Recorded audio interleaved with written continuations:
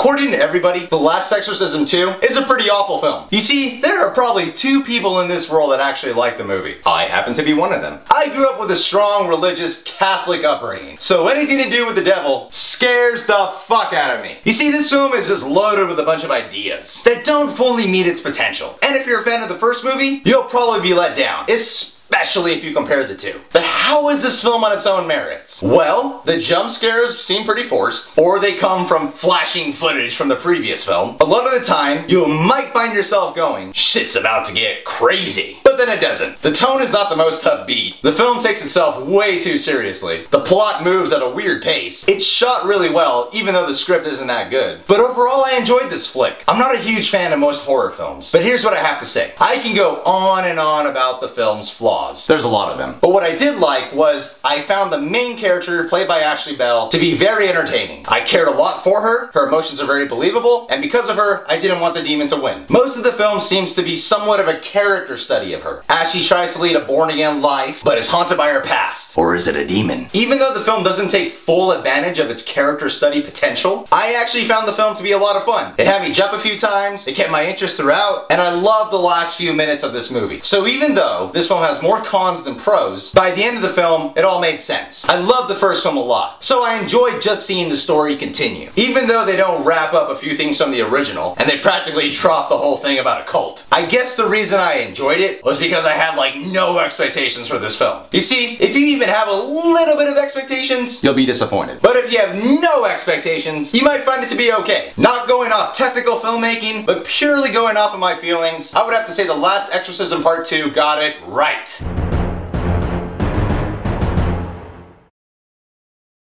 Alright, ladies and gentlemen, go ahead and tell me your points below, and if you like the video, and if you want to see more reviews, go ahead and subscribe to my channel, and if you want to see an extended review of The Last Exorcism Part II, go ahead and check out my show with my buddy Jerry called Reasons to See.